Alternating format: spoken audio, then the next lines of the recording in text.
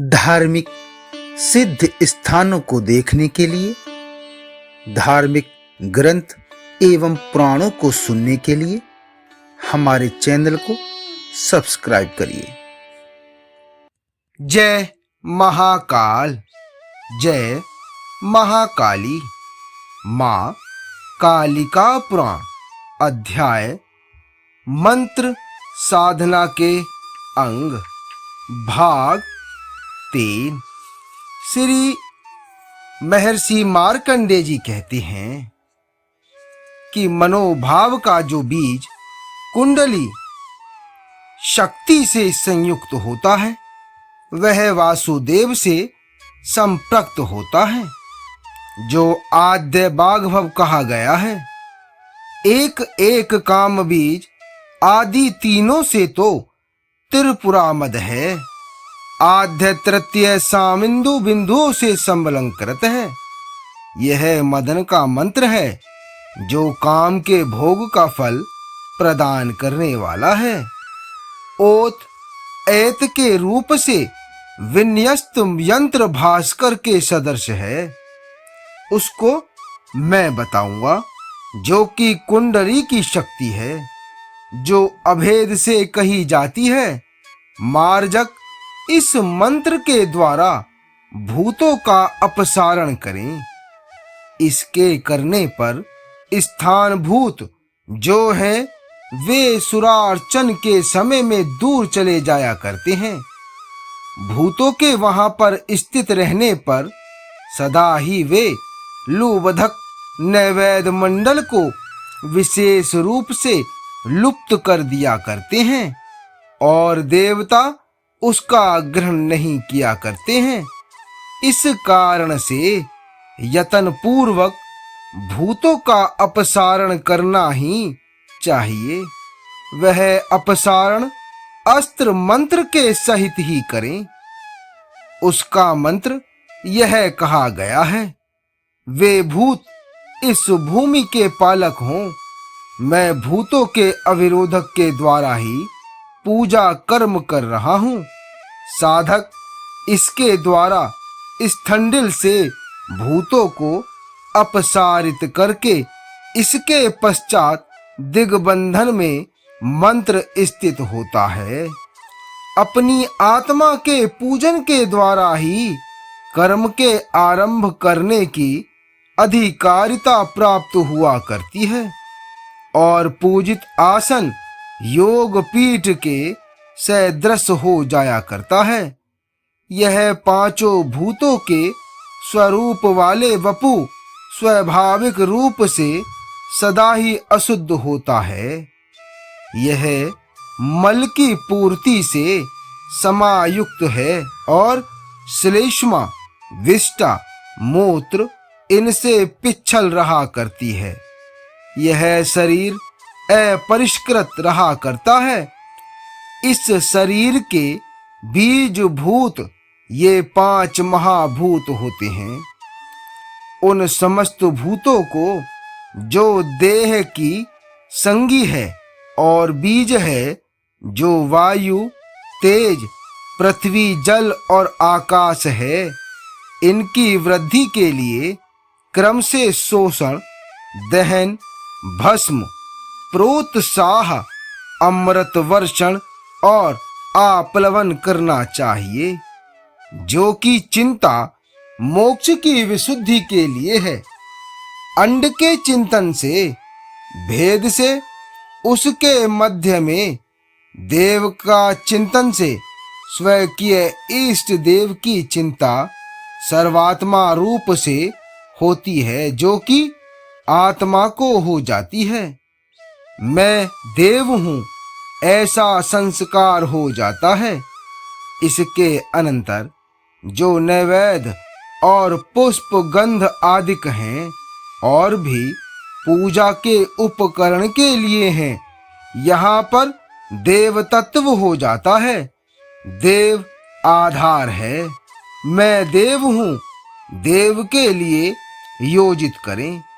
सबको देवता की सृष्टि से शुद्धता भी समुत्पन्न हो जाया करती है। मन और जीवात्मा की शुद्धि प्राणायाम से हुआ करती है। इसके अंतर्गत जो भी मल है वह भी शुद्ध हो जाता है। गृह में यदि देव या यजन करें तो उस समय में उसका विलोकन करना चाहिए और आदित्य बीज के द्वारा क्रम से चारों पार्श्वों में करें। हांत समाप्ति से सहित और बहिर्बीज से संहित हो। चतुर्थ के सहित उपांत वह सकल आगे हो। यही आदित्य बीज कहा गया है, जो कि समस्त रोगों का विनाश करने वाला है। धर्म, अर्थ, काम और मोक्ष का कारण है और संतोष देने वाला है। किसी अशुद्ध पक्षी का संयोग, पक्षी की विष्ठा का प्रसचेचन तथा मूषिकाओं का स्पर्श एवं कृमि और कीट आदि का संगम आदि दोष नष्ट हो जाया करते हैं। अवलोकन करने मात्र से ही इनका विनाश होता है और ग्रह दूषण नष्ट हो जाया करता है। प्रथम योग पीठ का ध्यान का समाचरण करना चाहिए। योग पीठ का ध्यान मात्र ही पर्याप्त है। इसी से योग पीठ मंडल में प्रवेश किया करता है। योग पीठ के स्मरण करने पर सब कुछ योग पीठ से परिपूर्ण सम हो जाता है। योग पीठ से परमोत्तम कोई आसन नहीं हुआ करता है, जिसके ध्यान से यह संपूर्ण जगत व्याप्त है, जिसमें जड़ चेतन मनुष्य सभी हैं। उसके चिंतन का बड़ा भारी महात्म्य है, जिसके कहने का उत्साह कौन कर सकता है। उसके चिंतन भर से ही देखो मनुष्यों के शोक विनाश हो जाया करता है। योग पीठ के धारण करने से तो चतुर्वर्ग के फल का वह प्रदायक होता है। अब उसके ध्यान एवं चिंतन का प्रकार बतलाया जाता है। वह विशुद्ध स्फटिक मणि के सदृश है, चतुष्कोण है और 4 वृत्तियों वाला है।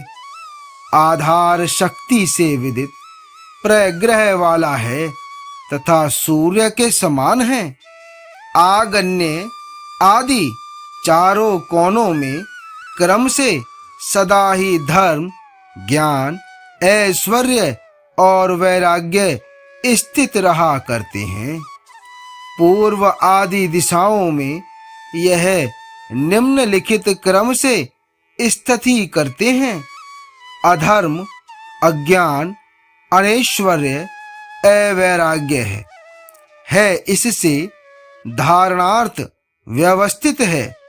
उसके ऊपर जल का समुदाय है, उसमें ब्रह्मांड अवस्थित है। उस ब्रह्मांड के भीतर जल है, उसके ऊपर यह पृथ्वी स्थित है। कूर्म से ऊपर में अनंत है और उसके ऊपर यह पृथ्वी स्थित है। अनंत के शरीर से संयुक्त एक नाल है, जो पाताल तक गोचर होता है। पृथ्वी के मध्य में एक पद्म स्थित है, जिसके दल दिशाएं हैं और गिरी उसका केसर है। उसकी 8 दिशाओं में दिक्पाल हैं और मध्य भाग में स्वर्ग अवस्थित है। उस पद्म की कर्णिका में ब्रह्मलोक है। उसके नीचे भाग में महालोक आदि हैं। स्वर्ग में ज्योतिर्मणि है और देवगण हैं। उनके अनंतर में चारों वेद हैं। रज, सत्व, तम ये 3 गुण हैं, जो प्रकृति से समुद्गत हैं। ये सदा ही पद्म के मध्य में स्थित हैं और परतत्व हैं। वहां पर आत्मा सा स्थित है जो ऊर्ध्व छेदन है, जो ऊपर की ओर है। अधः छेदन है, जो नीचे की ओर है। वहां पर केसर के अग्रभाग में पुनः स्थित है। इसके अनंतर सूर्य, अग्नि, चंद्र और मरुत के मंडल क्रम से है। योग पीठ में शिव का आसन है और इसके परे में सुखासन है। फिर आराध्य आसन है, इसके पर में विमलासन है। मध्य में संपूर्ण इस चराचर जगत का विशेष चिंतन करना चाहिए। वहां पर 3 भागों में विनिश्चित हुए ब्रह्मा, विष्णु और शिव का चिंतन करना चाहिए। वहां पर अभ्यर्थना करने में समुपस्थित अपने आप का चिंतन करें। मंडल, योगपीठ और पद्म का चिंतन करना चाहिए। शव आदि चारों आसनों को यहाँ पर चिंतन करें। इसके उपरांत योगपीठ का ध्यान करके मंडल के साथ एकतः पुनः ध्यान करें। पीछे आसन का यजन करें। योगपीठ के ध्यान के द्वारा जो जिस प्रकार से जल दिया जाता है और नैवेद्य, पुष्प, धूप आदि स्वयं ही वहां पर उपस्थित हो जाया करते हैं। योगपीठ के पूजन में गंधर्वों के सहित सब देवगण और चर, सचर, गुहाग सभी चिंतित और पूजित हो जाया करते हैं। अपने अभिष्ट देवता के पूजन के बिना जिसके भी चिंतन से चतुर्वर्ग का लाभ उपासक किया करता है और उसकी तुष्टि एवं पुष्टि हो जाती है। आवाहन के अनंतर ही दोनों करों के द्वारा अवतारित करना चाहिए। पहले दोनों करों को ऊंचा करें और ऊपर की ओर उत्क्षिप्त करके अंतर सहित निरंतर नीचे की ओर नमित करते हुए पूजक को करना चाहिए। गणेश के बीज से उससे अवतरित हो, यह कहें। अविष्ट देवों के अवलंबन के लिए 2 बार उच्चारण करें। नासिका की वायु निसारण से देवता आकाश में स्थित हो जाते हैं। इस प्रकार से करने पर उसी स्थिति मंडल में हो जाया करती है।